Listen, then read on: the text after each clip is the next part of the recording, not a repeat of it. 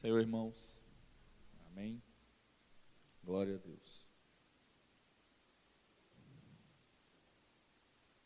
Nós vamos, a nossa lição da EBD esta manhã, a lição 3, o despertamento renova o altar. Nós vamos abrir a palavra do Senhor no livro de Esdras, no capítulo 3, onde nós vamos ler versículo 2 a 5 e 10 a 13.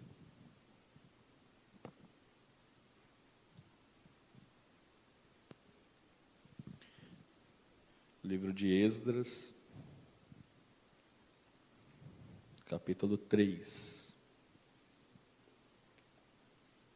versículo 2 a 5 e 10 a 13.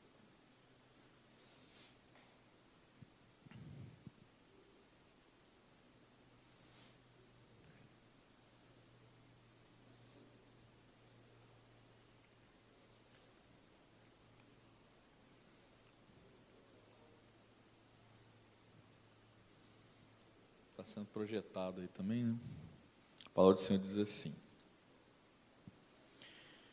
E levantou-se Jesua, filho de Josadaque, e seus irmãos, os sacerdotes, e Zorobabel, filho de Sealtiel, e os seus irmãos, e edificaram o altar do Deus de Israel, para oferecerem sobre ele holocaustos, como está escrito na lei de Moisés, o homem de Deus.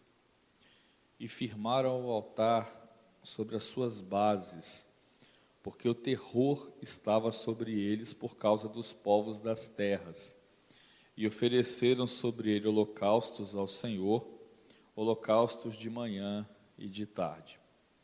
E celebraram a festa dos tabernáculos, como está escrito, e ofereceram holocaustos de dia em dia, por ordem conforme o rito, cada coisa no seu dia.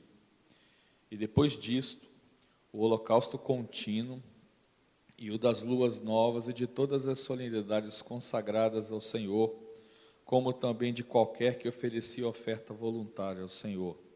Versículo 10. Quando, pois, os edificadores lançaram os alicerces do templo do Senhor, então apresentaram-se os sacerdotes já paramentados e com trombetas, e os levitas, filhos de Asaf, com saltérios, para louvarem ao Senhor, conforme a instituição de Davi, rei de Israel. E cantaram a reveses, louvando e celebrando ao Senhor, porque é bom, porque a sua benignidade dura para sempre sobre Israel.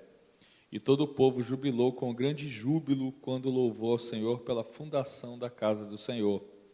Porém, muitos dos sacerdotes e levitas e chefes dos pais já velhos, que viram a primeira casa sob o seu fundamento, vendo perante os seus olhos esta casa, choraram em altas vozes, mas muitos levantaram as vozes com júbilo e com alegria, de maneira que já não discernia o povo as vozes de alegria das vozes de choro do povo, porque o povo jubilava com tão grande júbilo, que as vozes se ouviam de muito longe. Pode sentar aqui. Aleluia. Quando a gente lê esse texto, a gente até imagina, a alegria de um povo, que, principalmente dos mais velhos, já que o cativeiro babilônico estima-se em torno de 70 anos, Então, você imagina a sensação do povo de retornar, do cativeiro e restabelecer os cultos, a adoração, Então o texto relata até a alegria dos mais velhos, que a alegria era tão grande que foi em pranto, em choro, e que se confundiu. Bom, o assunto que nós vamos falar, que o despertamento renova o altar, nós vamos fazer através do livro de Esdras entendendo a importância do altar no Antigo Testamento, mas também com um viés, um olhar para o Novo Testamento, observando algumas coisas aqui importantes. E aí, eu queria sintonizar você um pouquinho sobre o momento, né, onde Esdras, ele conduz um grupo, né, de volta a Jerusalém. Você vai lembrar, e é isso que a gente está bem na memória, né, de Neemias, que Neemias, ele pediu permissão ao rei para que ele pudesse reconstruir os muros, né? E a Esdras foi dada uma missão. Esdras ele passou por 2 reinados, né? O reinado de Ciro e o reinado de Artaxerxes, aonde foi dada a missão que ele deveria reconstruir o templo, ou seja, que toda a paramentação. E aí você vai lembrar no Antigo Testamento que no templo tinha muita, além da adoração, das fases do louvor, de tudo que existia toda uma paramentação, né? Então, a missão dada a Esdras foi isso. Mas você observa que Esdras ele passou por algumas dificuldades para que isso acontecesse. E eu queria te lembrar uma coisa. O povo de Israel foi cativo porque o povo ele estava desalinhado com os preceitos de Deus, né? Ou seja, o povo ele começou a esquecer os preceitos do Senhor, ele começou a se misturar culturalmente e, por consequência disso, espiritualmente, com ritos e deuses de outras nações. E por conta disso foi profetizado, e você vai ver isso muito bem no livro de Jeremias, né? Para que isso iria acontecer, e o povo foi cativo inicialmente no reinado de Nabucodonosor. E você vai lembrar bem da história de Daniel, né, sobre isso. E aí outros profetas que passaram no cativeiro, como Ezequiel e outros mais, embora em locais diferentes, né, mas em situações bem similares. E aí agora, quando o cativeiro está no término, o povo, a dificuldade de Esdras e aquele grupo, foi que o povo esfriou. O povo, ele, por causa do envolvimento, por causa das coisas que ocorreram durante o cativeiro, o povo, alguns se misturaram com a cultura, né, da estrutura babilônica. E você vai lembrar que a estrutura babilônica, né, quando Nabucodonosor, e depois teve uma parte da Pérsia em cima disso. Então a cultura pérsia, ela teve uma influência muito grande sobre o povo de Israel. Inclusive, culturas, só te dar um exemplo, no tempo de Jesus, quando se falava, por exemplo, em demônios, né, as pessoas, o que vinha na mente era o que eles aprenderam na Pérsia. Aquela figura que você lembra de chifre, é uma coisa que se viu na Pérsia. Então, várias coisas foram carregadas por muitos anos até os dias de hoje, né? Então, o impacto do cativeiro sobre o povo de Israel e sobre a cultura judaica foi enorme, né? Tanto positivamente, mas principalmente negativamente, né? E aí você vai ver que por conta disso, o povo adquiriu conhecimentos e culturas e ritos que não faziam mais parte, né? E alguns nem conheceram o que se praticava, já que como o cativeiro durou certo tempo, teve pessoas que morreram e outras nasceram ali, né? Então, alguns que voltaram do cativeiro nunca tinham visto como era o rito de Moisés, como era o culto, como era todo aquele, né? Então, foi uma novidade para os mais velhos, para aqueles que sobreviveram. E o texto que nós lemos fala a emoção diferente, né? Para os mais velhos, que viram como era Israel antes, e agora retornam, e veio aquilo tudo restabelecido, a emoção foi muito grande, o choro foi muito grande.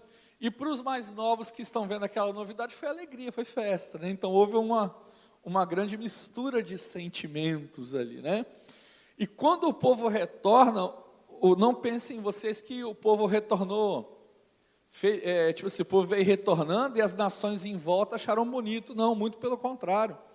As nações em volta começaram a se mover contra o retorno do povo judeu para novamente voltar a Jerusalém.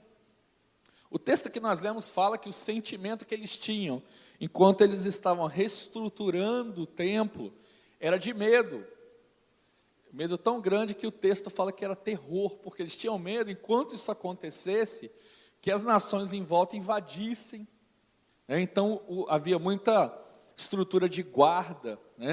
Esdras e Neemias foram muito sábios em algumas ações, e no caso de Esdras aqui, quando ele volta, ele pede ao rei Artaxerxes que também trouxesse junto uma guarda, um exército, para que eles pudessem, enquanto houvesse essa reconstrução, eles pudessem estar seguros. Então, não foi uma coisa muito simples. Você vai ver que foi um processo bastante, vamos dizer assim, cheio de medo, de receios, e principalmente a missão de fazer com que um povo que tinha esquecido todos os preceitos, que aquilo retornasse, porque era a vontade de Deus. E aí você vai ver o seguinte: no Antigo Testamento, a figura de oferta a Deus era praticamente baseada no conceito do sacrifício. Então você vai ver isso em vários pontos do Antigo Testamento. Isso começa lá com Moisés, você vai lembrar do tabernáculo, onde se sacrificava, e você vê que era o principal ponto. Mas nós, trazendo isso para o Novo Testamento, você vai lembrar que o sacrifício, Jesus foi o último sacrifício, porque agora o nosso sacrifício, agora não há necessidade mais de que nós façamos isso, porque Jesus, ele, quando dá a sua vida na cruz do Calvário, ele fez o que nós chamamos de sacrifício atemporal.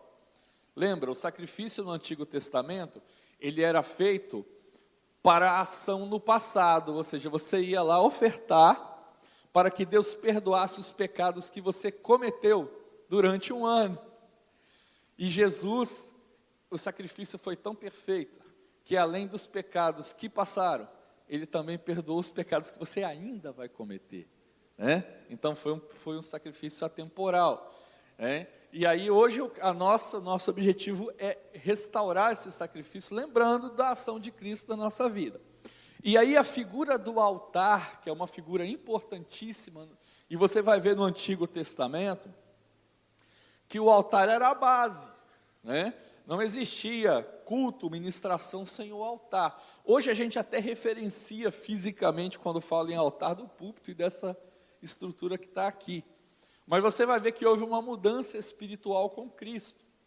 No Antigo Testamento, o altar, para que houvesse o sacrifício, o altar teria que estar em perfeitas condições. Então, uma das coisas que eles fazem, quando eles retornam a Jerusalém e que retornam ao templo, é a reconstrução da estrutura do altar. Você vai ver isso em alguns textos na Bíblia, como foi importante a reconstrução de altar. E aí, quando Elias restaura o altar, você vai lembrar que cai fogo do céu e toda aquela estrutura. Então, isso está no livro de Elias. O rei Ezequias, voltando aqui para não confundir, Elias, profeta de Baal, está no livro de Reis, e o rei Ezequias também faz a mesma coisa. Quando ele assume o reinado, ele reconstrói os altares, reconstrói toda a estrutura, e aí novamente o povo volta. Então a reconstrução do altar foi algo importantíssimo. Você vai ver no livro de Ezequiel, agora sim falando, que também o livro de Ezequiel, Ezequiel, na hora que ele vai ministrar ao povo, você vai ver também que ele também restaura o altar, e Deus dá a ele visões maravilhosas por conta disso. Você vai ver visões lá da torrente das águas purificadoras, do Vale dos Ossos Secos. Então, a reconstrução do altar, ela se torna algo referência de que depois da reconstrução haveria uma manifestação sobrenatural de Deus. Isso está em vários pontos, como eu citei aqui, né, do Antigo Testamento. Então, quando o povo, e aí Esdras movimenta o povo e volta para Jerusalém, um ponto importantíssimo, eles começam a trabalhar na restauração do altar. E aí, passando um pouquinho lá para os dias de hoje, você vai lembrar, querido, que toda essa sequência de reconstrução que existiu no Antigo Testamento, e que havia uma necessidade de uma estrutura física a ser feita, como Jesus ele é o derradeiro sacrifício, o local de adoração e o altar passa a ser você, passa a ser eu, ou seja, passa a ser nós, como local aonde o Espírito Santo se manifesta, passa a ser eu e você, aonde a manifestação do sacrifício de Cristo nas nossas vidas, né, ele faz com que ocorra a ação sobrenatural de Deus.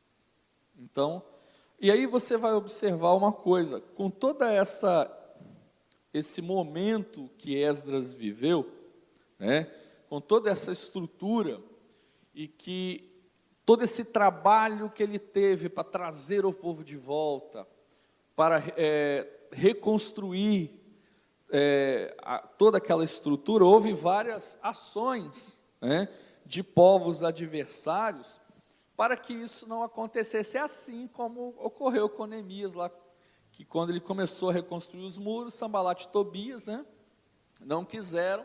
Do lado, a partir de Esdras, também aconteceu movimentos contrários. Porque, e detalhe, os movimentos contrários que existiram no Antigo Testamento, nessa parte aqui, não partiu só das nações adversárias, partiu também de pessoas do próprio povo, que não entendiam mais aquilo. Então, para que chamar a sua atenção é o seguinte, para que o altar fosse restaurado, para que houvesse toda aquela estrutura, primeiro Deus teve que separar algumas pessoas para isso. Algumas pessoas se despertaram para isso, que foi o caso de Esdras aqui, e de Neemias lá atrás, e de outros profetas, né? Então, também abrindo uma lacuna no assunto nessa manhã, e é justamente o título dessa aula, é que, para que o altar volte à sua finalidade original, ou seja, para que você seja um local de adoração contínuo, você precisa ter algumas atitudes, você precisa se despertar. O texto usa até a palavra despertar, e quando você pega literalmente isso, despertar é que você está dormindo, normalmente assim, você acordou de manhã. Despertar é um acordar repentino, né? Você está dormindo, você desperta, né? Então, Deus precisou, no momento da ação, que alguns se despertassem, alguns se prontificassem, alguns que não se conformassem com aquele estado que o povo estava vivendo. Você vai perceber, pegando um link aqui com Neemias, que quando Neemias vai ao rei, antes de conversar com o rei, a Bíblia fala que ele não comia, não dormia, ele estava profundamente triste, estava inconformado com o que estava acontecendo, né, em toda essa estrutura de retorno do cativeiro, tudo que acontecia. E esse sentimento tem que ser o meu e o seu. Nós não podemos nos conformar quando a nossa vida espiritual não é mais local de adoração a Deus. Nós não podemos nos conformar com o esfriamento, nós não podemos nos conformar com o distanciamento de Deus, não é só nem de estrutura física, com o distanciamento do Senhor. Porque a partir do momento que você aceita Jesus como Senhor e Salvador da sua vida, você tem que ser um local contínuo de adoração. Entende que esse local contínuo vai perdurar nesta terra até a volta de Jesus. Existe uma profecia escrita que está no livro de Daniel, que a manifestação do anticristo, um dos pontos importantes é que o sacrifício contínuo seria retirado. E hoje nós estamos aqui porque quando a igreja for arrebatada, aí sim o sacrifício contínuo nesta terra será retirado, porque o sacrifício contínuo é o altar que é você. Se a igreja vai ser retirada, não vai existir mais a manifestação, né, do Espírito Santo como é hoje na vida do ser humano, né? Então, querido, despertar é não se conformar com a situação longe de Deus.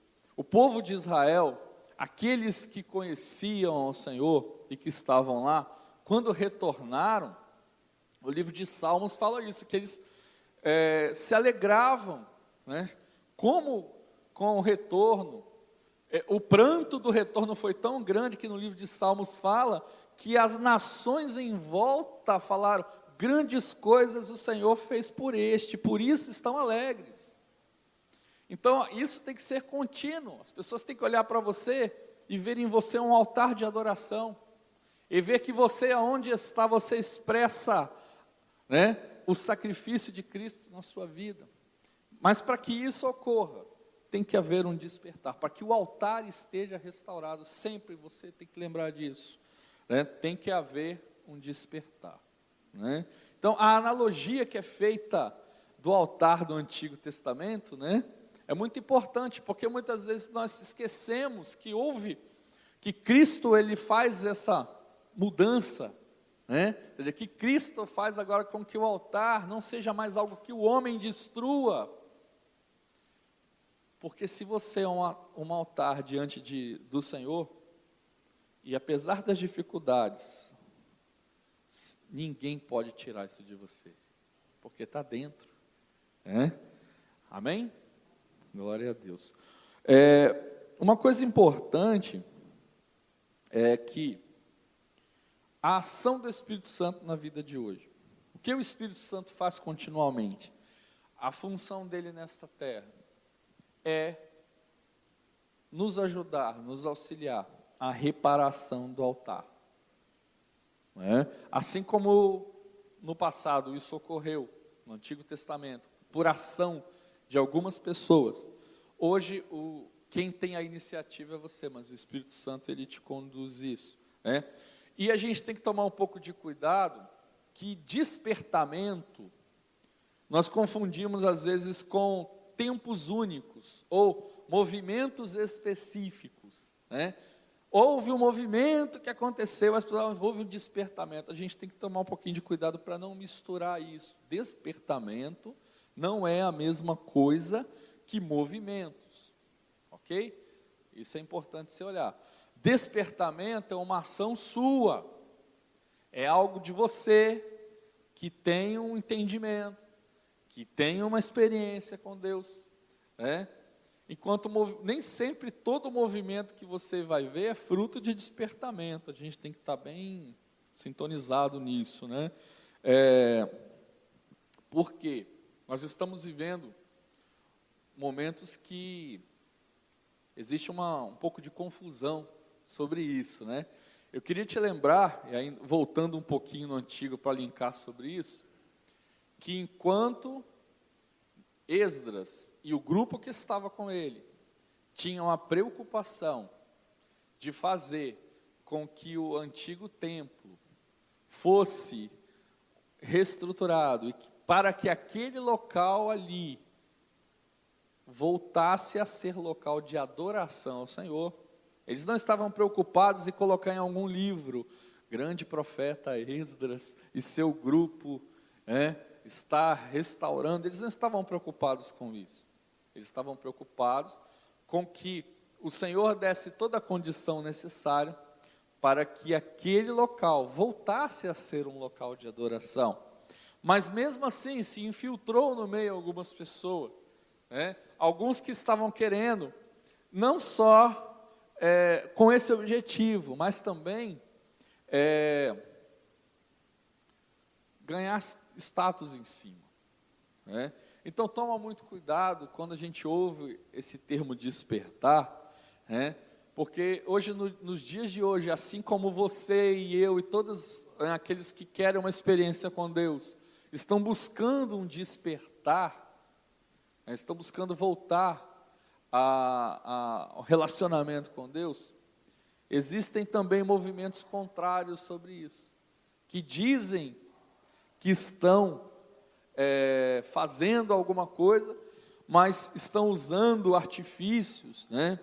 Existem técnicas de oratória para isso, né? Como você falar e as pessoas chorarem, as pessoas se sensibilizarem, né?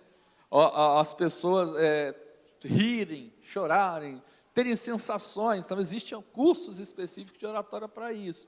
E alguns estão praticando. A gente vê as pessoas, relatos de pessoas praticando isto no meio evangélico, né? E confundindo algumas pessoas sobre isso, né? Então a gente tem que tomar um pouquinho de cuidado, porque às vezes você ouve assim, está tendo um movimento, não sei aonde, e a palavra fala que existiriam nos dias de hoje falsos mestres, né? Então nós precisamos, como igreja, também estar atentos, porque o nosso objetivo tem que ser sempre que você, eu, o nosso altar, não seja para promoção própria, mas seja para que a Deus e a glória dele se manifestem na nossa vida, assim como no passado, Deus e a glória dele se manifestavam quando o altar estava. Amém? Glória a Deus. Um ponto importante também que a gente observa na ministração do Antigo Testamento e da ministração no Novo Testamento, é que no passado existia uma estrutura que fazia com que as coisas acontecessem, né? Então você tinha, durante aquela reestruturação de Esdras, existia um grupo que tinha a função de guardar, de zelar pelo local, de estar acompanhando o que estava acontecendo. Tinha um outro grupo que estava encarregado da gestão e de toda a aplicação do sacrifício que estava ocorrendo, né? E tinha um outro grupo que fazia todo o planejamento estrutural. E aí, quando você volta para a manifestação no Novo Testamento, da nova aliança, nós temos a figura aqui da Trindade, Pai, Filho e Espírito Santo, que fazem esta ação hoje, porque todo o planejamento para que isso ocorresse, para que você se tornasse um local de adoração, foi criada por Deus Pai, aonde Ele planejou todas as coisas, inclusive planejou com que Jesus, fizesse todo o plano de resgate para a vida do ser humano. Você vai ver Cristo fazendo dois papéis importantes, né? Para que esse altar fosse restaurado. Um foi o sacrifício que passou a não ter mais necessidade de sacrifício feito por animais, mas sim que ele fez o derradeiro sacrifício, como nós já falamos aqui. E Cristo, ele fez algo, além de ser o próprio sacrifício, ele nos deu um modelo de sacerdócio. Porque você deve lembrar que no passado o sacerdócio tinha toda uma estrutura, uma linhagem, todo um aparato.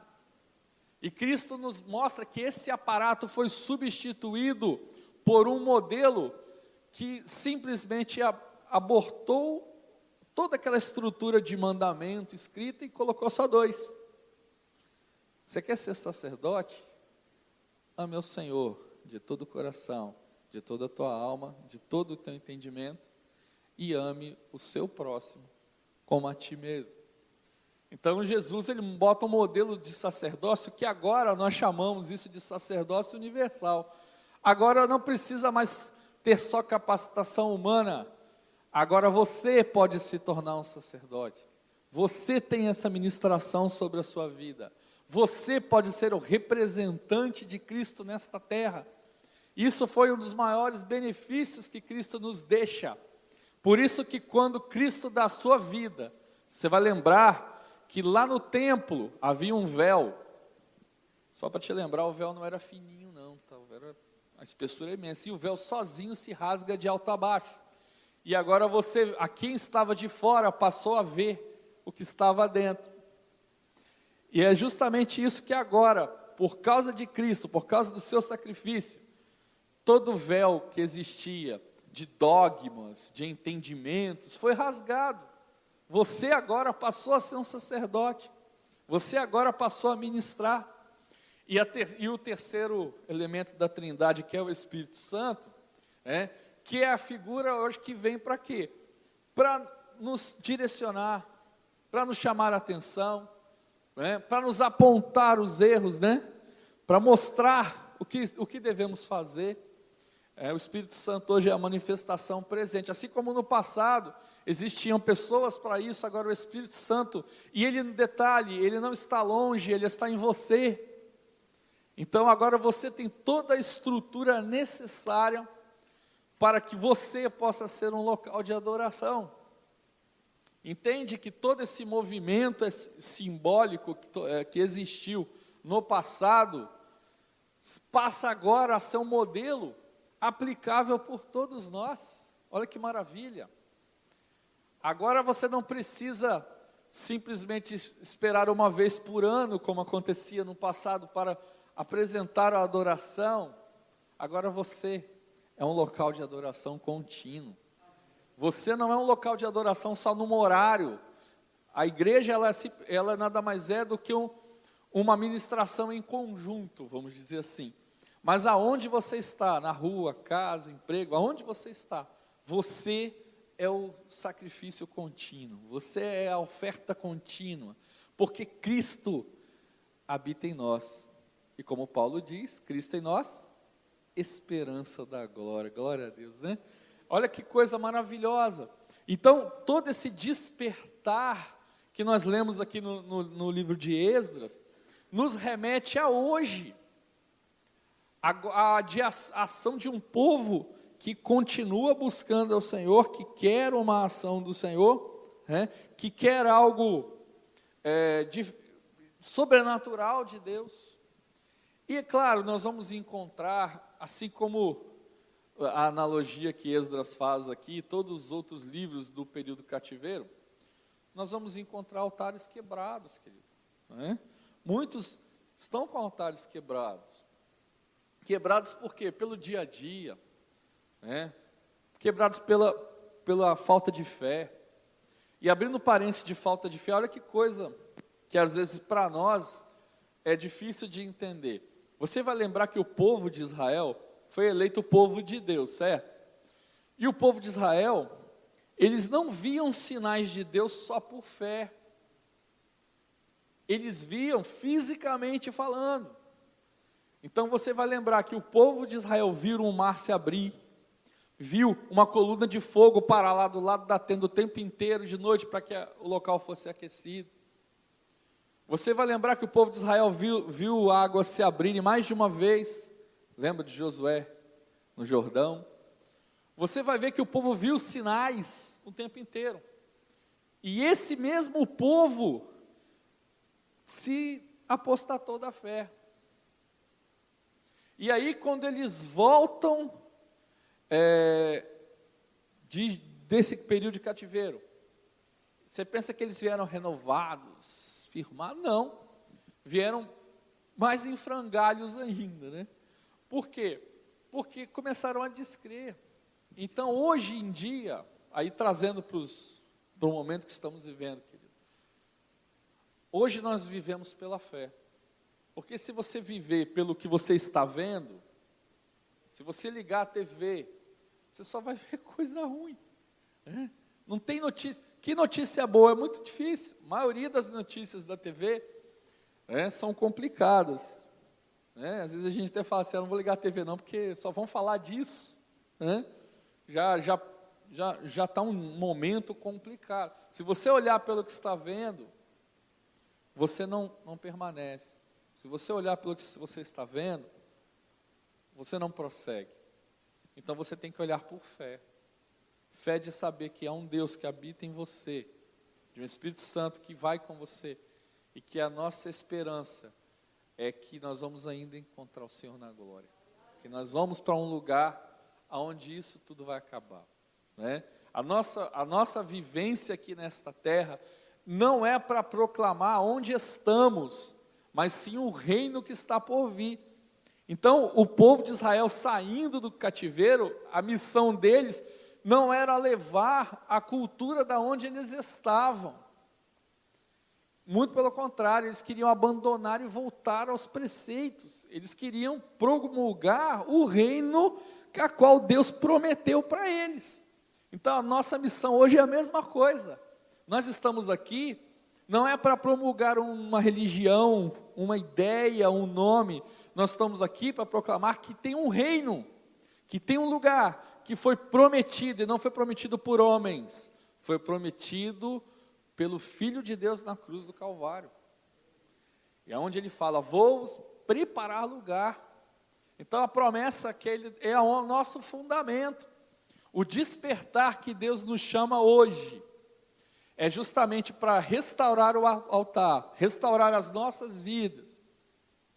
E esse tempo de pandemia, você vai ver que existe, assim como a gente está vendo, situações de pessoas que, por causa de se afastar fisicamente, apostam da fé.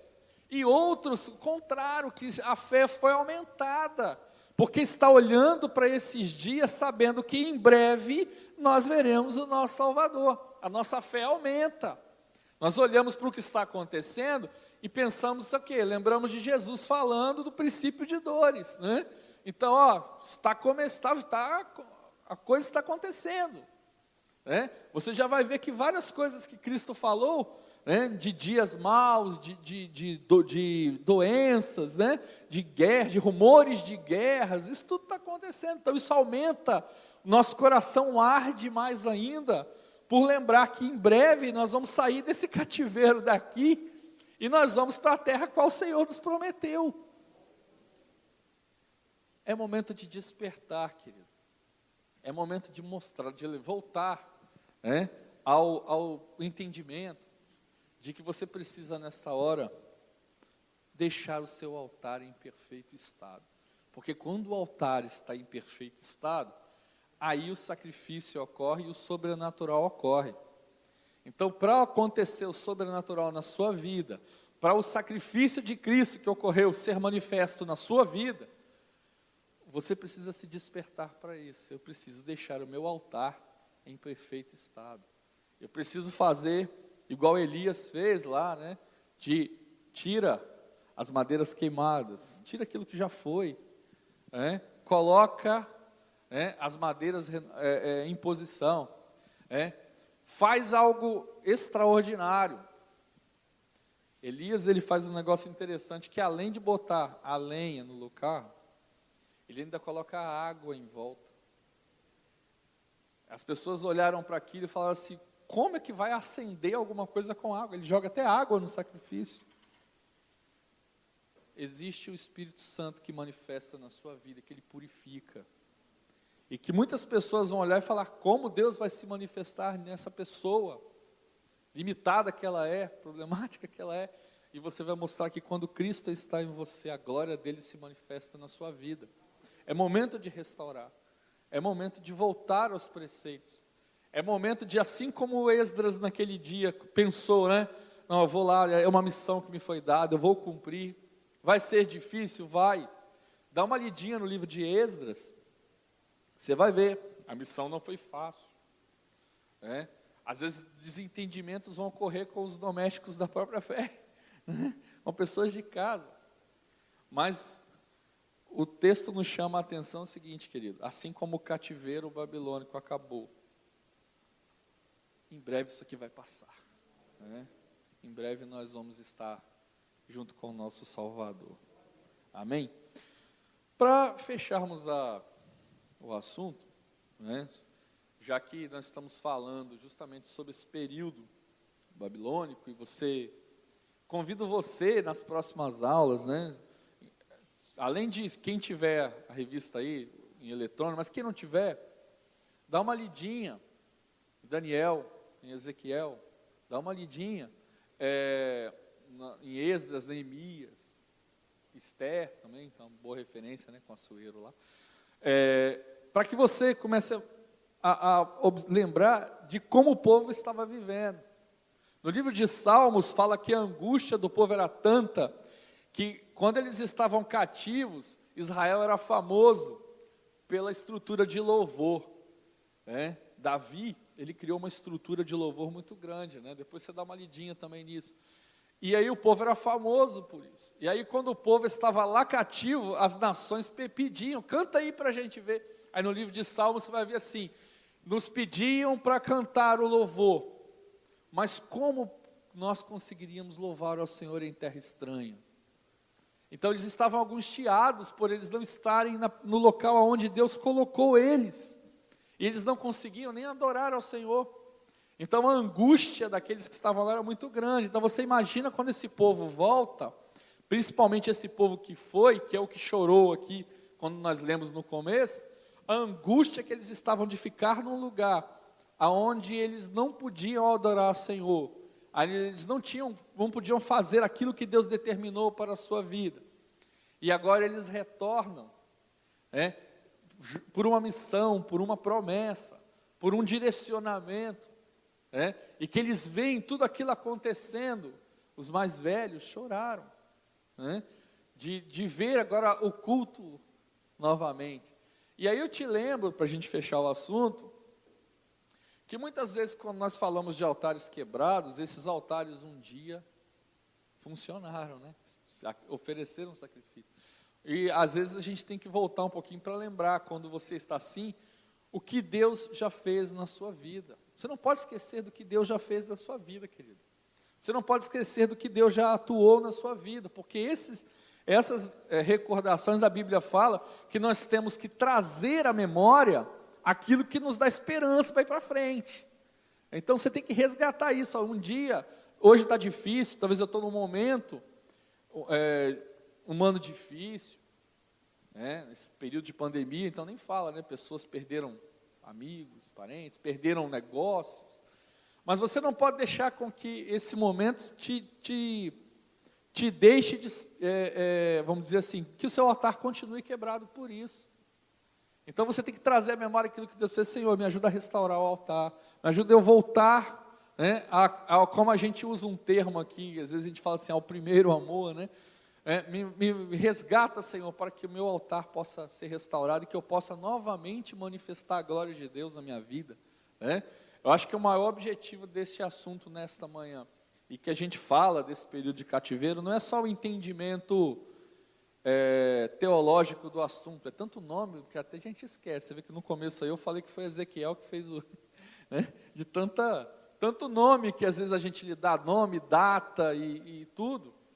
É legal, é uma bênção, irmãos, assim, você conhecer um pouco da história, mas o mais importante é a aplicabilidade disso hoje.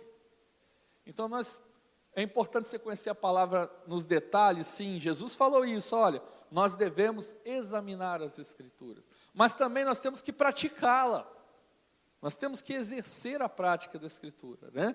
Então nós temos que lembrar que tudo que isso que nós vimos aqui é para nesta manhã, nos fortalecer, nos renovar, nós buscarmos o despertar, nós tomarmos a iniciativa de você espiritualmente se despertar, de você espiritualmente ir para frente, se animar, vamos com força. Eu vou fazer esse altar queimar novamente, da glória de Deus na minha vida. O objetivo dessas lições de falar do cativeiro, não é só contar história, não. Você vai ver nas lições para frente aí que tem muita coisa prática para as nossas vidas, E que nós possamos buscar esse entendimento. Senhor, eu preciso me restaurar, eu preciso me queimar de novo, Queimar no bom sentido, Deixar Deus manifestar a glória dele na minha vida. Amém? Que o Senhor possa nos abençoar. O tempo está curto, Mas eu acho que a mensagem que o Senhor queria foi passada. Que Deus abençoe a vida de cada um de nós. Amém?